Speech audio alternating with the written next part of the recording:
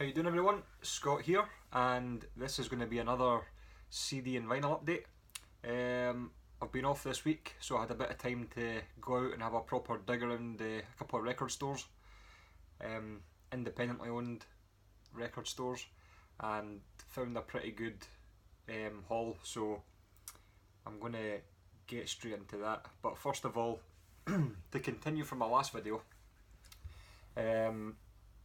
if you saw my last video, I showed an album I picked up from John Vinyalizer's £30 Amazon voucher, and I said I still had a CD to come in the post, so that's finally arrived. And so with the rest of the money, I bought a Motorhead Alive album from the Carnival of Sins from 2005. This is one of the CDs I have already owned, but it's one of those things I went to put it on and I couldn't find it. You don't go anywhere with the CD, it's never left the house, but I have no idea where it is. So I picked this up. It is pre-owned, so it's a little worn around the edges. It is a double CD digipack, all live tracks. I didn't want to spend too much on it because I've already got it and it will turn up somewhere, but it's something I will miss from the collection if I don't find it, so I had to be replaced pretty quickly. So that's that one. That's the follow on from John's voucher, so thank you, John.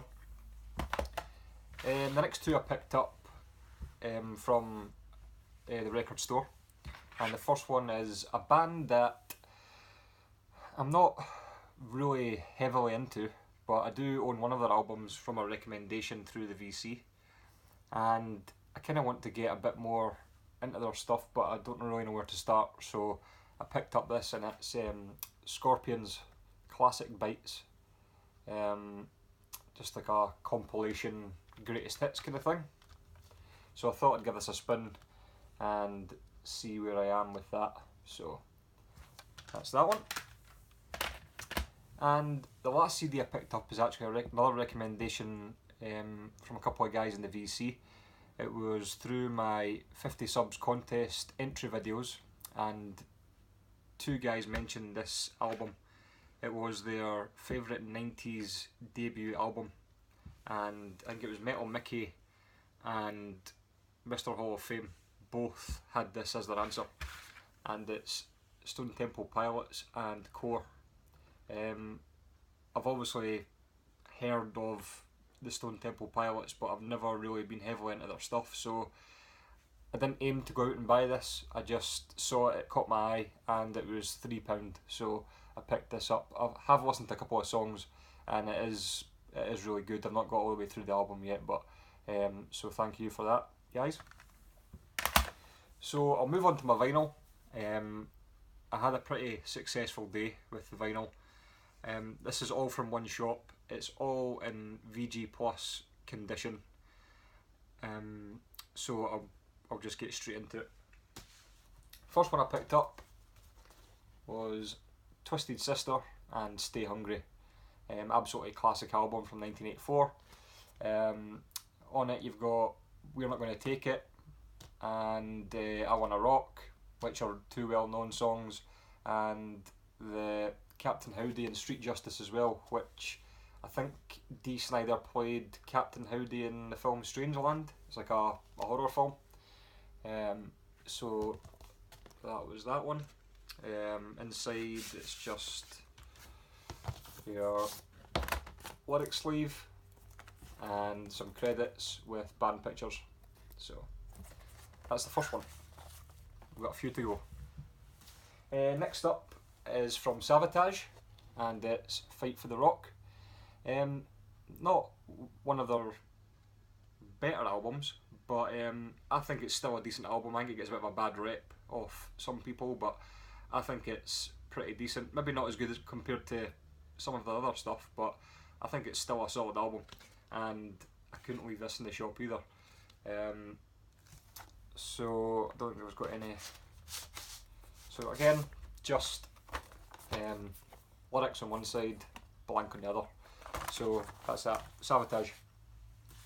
Next up, I have Rat's second release, Invasion of Your Privacy, or Privacy. and this is really good. I like Rat. And I was really surprised to find all these just blank on the other side. Because the shop didn't actually have a metal section, rock section, pop section, all that kind of stuff. It's all just mixed in, so you've basically got to go through every record to find, and every box is just stacked full of vinyl. So, I mean, by the end of it, I was in there for about an hour and a half, and my fingers were just crippled, just like. But I got a good haul out of it, so I'm not going to complain too much. Next up, I have David Lee Roth and his debut album, Eat 'Em and Smile. He gets a bit of a bad rep, but I quite like him. He's just off his head. I mean, look at him. He must be off his head to look like that. But this is the hit single Yankee Rose. And on this record, you have Steve Vai on lead guitar and Billy Sheehan on bass. Next up, I was very happy to pick this one up. This is one of those records you come across, you just go, no way, I can't believe I've found this in a dig. And in this condition, I was chuffed to bits. And it's Dio, Last in Line. Probably my favourite Dio album, to be honest. I know a lot of people go with Holy Diver, but this one for me is just awesome. And it's an absolutely great nick. And somebody bought this at one point for £3.75. Sadly, I did not pay that for it, but didn't pay too much, so that's the inside. So that's that one, Dio. Next one up is actually a bit of a childhood favourite for me, because this is one of the albums my mum used to play in the car all the time. At the time it would have been a cassette, but it's just one of these albums that's always stuck with me, and it's Meatloaf and Bat Out of Hell. I think it was all written by Jim Steinman. Songs by Jim Steinman, who's just an amazing songwriter, although I don't rate his solo efforts as highly, but still a really great album. And with Meatloaf, I do have his double CD very best of, but I can take or leave Meatloaf apart from this album. This is where the gold is, I think. I mean, the rest of the albums do have a couple of good songs on, but this is a classic, amazing album. So happy to pick that one up. But I think I got that for £6, and it's in almost immaculate condition. So happy to pick that one up. Next up is a band I wasn't too familiar with. In fact, it was a bit of a blind buy, to be honest. I'd heard of the band, but I wasn't really familiar with much of their material. And it's Annihilator's debut, Alice in Hell. And the reason it really caught my eye was it's signed by the band. Well, I think it's signed. I mean, I'm not an expert in signatures. That could be anybody's writing, but it caught my eye, and it was a tenner. So I thought, why not? I can't leave that in the shop, even if just in case it is legit. So I actually got home. This is the first one I gave a spin when I got home, and it's absolutely brilliant. It's just really good tunes, especially the title track is phenomenal. So I don't know how I've not discovered more of these guys yet, but insert band photos and lyrics. So yeah, I was happy with that one. Next up, I know it's a big haul, is a bit of hair metal, and it's Steelheart.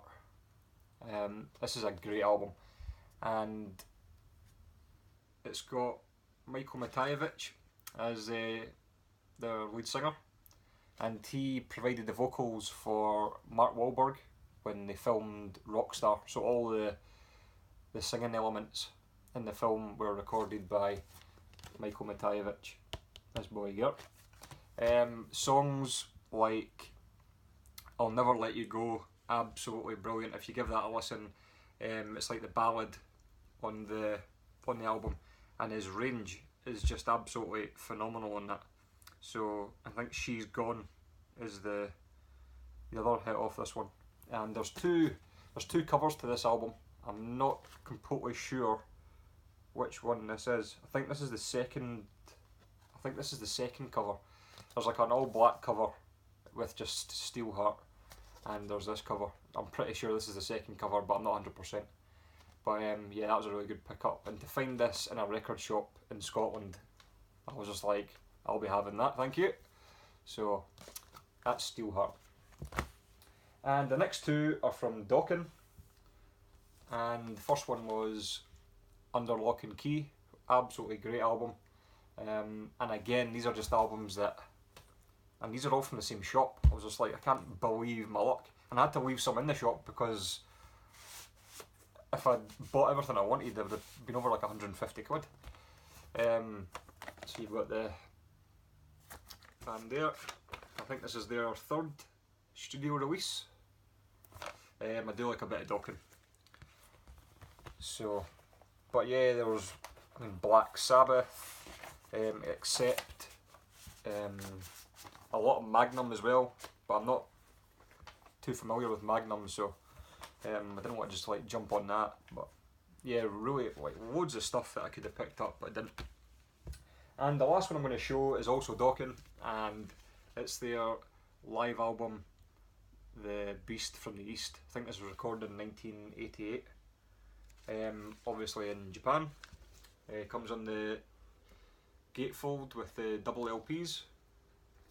So I'm not giving this a spin yet, but I'm looking forward to that. And again, absolutely amazing condition. So I can't complain with any of these. So that is my haul. As you can see, it was pretty successful. I probably won't get a haul like that for a while. So you can let me know what you think in the comments, and I'll see you in the next video. Cheers guys.